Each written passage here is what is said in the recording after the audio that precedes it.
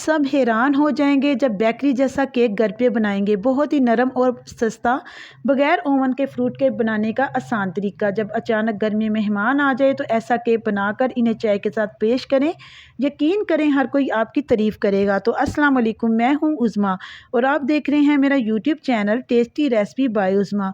तो जल्दी से हम अपनी रेसिपी को स्टार्ट कर लेते हैं। बिस्मिल्लाहिर्रहमानिर्रहीम। इधर लूँगी मैं 1 अदद बोल और उसमें मैं डालूँगी 2 अदद अंडे और अब हम इसको अच्छे तरीके से बीट कर लेंगे। अगर आपके पास हैंड बीटर है तो आप उसकी मदद से भी बीट कर सकते हैं। तो मैं इसको तकरीबन 5 से 7 मिनट तक के लिए बीट कर लूँगी। ज़्यादा बीट करने से ये होगा कि जो केक है वो ज़्यादा फ्लफ़ी, नरम और मुलायम बनेगा और बहुत ही मज़े का बनेगा और अंडों की जो स्मेल है वो भी ख़त्म हो जाएगी। जो अंडे हैं ये अच्छे तरीके से बीट हो चुके हैं। अब मैं इसमें डालूँगी शुगर पाउडर, वो मैंने हाफ़ कप लिया था।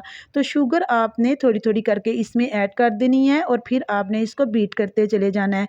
अच्छा, बाज़ लोग ऐसे होते हैं कि मक्खन का यूज़ करते हैं, लेकिन मैंने इधर जो है ये ऑयल का इस्तेमाल किया है। तो मैं इसमें डालूँगी हाफ़ कप ऑयल का। अगर आप चाहें तो आप मक्खन भी डाल सकते हैं, लेकिन मैं इसमें ऑयल डाल रही हूँ। तो हाफ़ कप मैंने इसमें ऑयल का डाल दिया है। ऑयल भी आपने इसमें थोड़ा-थोड़ा करके ऐड कर देना है और फिर आपने इसको बीट करते चले जाना है। तो ये देखें, ये अच्छे तरीके से बीट हो चुका है।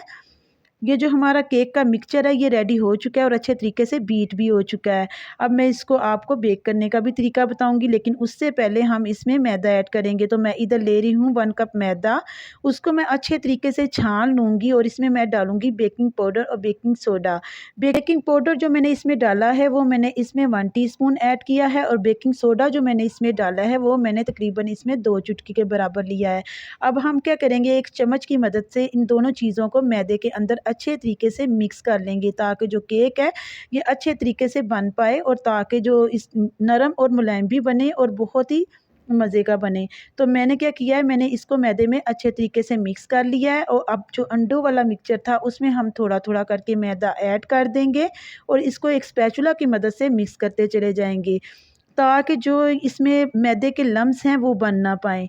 ठीक हो गया। अब हम क्या करेंगे, थोड़ा-थोड़ा करके इसमें मैदा ऐड करेंगे और इसको हम अच्छे तरीके से मिक्स करते चले जाएँगे। तो सारा मैदा जो है वो मैंने इसमें ऐड कर दिया है और अगर आपको इधर मेरी वीडियो अच्छी लग रही है तो प्लीज़ वीडियो को लाइक कर दें और अपने दोस्तों के साथ ज़्यादा से ज़्यादा शेयर करें।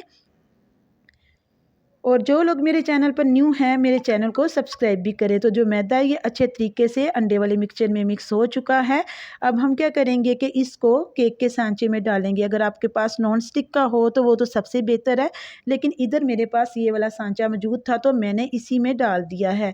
तो मैं इसमें डालूँगी थोड़ी सी टूटी फ्रूटी, वो मेरे पास थी, मैंने उसको छोटा-छोटा बारीक-बारीक काट लिया हुआ था। लेकिन उससे पहले मैं इसमें डालूँगी वनीला एसेंस और लेमन एसेंस। ये दोनों एसेंस आपने आपने इसमें ऐड करने हैं, वनीला एसेंस और लेमन एसेंस, और ये डाल के आपने इनको अच्छे तरीके से मिक्स कर लेना है। अब हम क्या करेंगे, इसमें थोड़ी सी टूटी फ्रूटी ऐड कर देंगे। ऐड करने के बाद मैं इसको अच्छे तरीके से मिक्स कर लूँगी। अच्छा जी, अगर आप इसको ओवन में बना रहे हैं तो आपने क्या करना है कि ओवन को ज़्यादा देर तक प्री हीट नहीं करना। इससे क्या होगा कि जो केक हम तैयार करेंगे वो नीचे से जल जाएगा। ये आप लोगों के लिए एक टिप थी, लेकिन अब हम इसको पैन में बना रहे हैं, यानी कि मेरे पास नॉन स्टिक की कढ़ाई है, मैं इसको उसमें बेक करूंगी चूल्हे पे बगैर अवन के। तो मैं आपको बता देती हूँ कि आपने कढ़ाई को ज़्यादा प्री हीट बिल्कुल भी नहीं करना, बस आपने उसको हल्का सा प्री हीट करना है और उसके बाद हम इसको बेक करेंगे। तो देखिए, मैंने जो मिक्सचर है ये सांचे में डाल दिया है। अब जो कढ़ाई है ये अच्छे तरीके से गर्म हो चुकी है और जो बकाया पीसेस टूटी फ्रूटी के बचे हुए थे वो भी मैंने इसके ऊपर लगा दिए ताकि देखने में भी खूबसूरत बने ये केक और खाने में भी बहुत ही मज़े का लगे।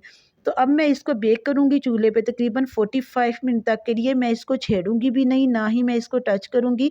तो माशाल्लाह से देखें ये 45 मिनट तक कितना अच्छे तरीके से बेक होके आ चुका है। तो आपने सिर्फ चूल्हे की जो फ्लेम है ये लो रखनी है, ये आपने ध्यान रखना है।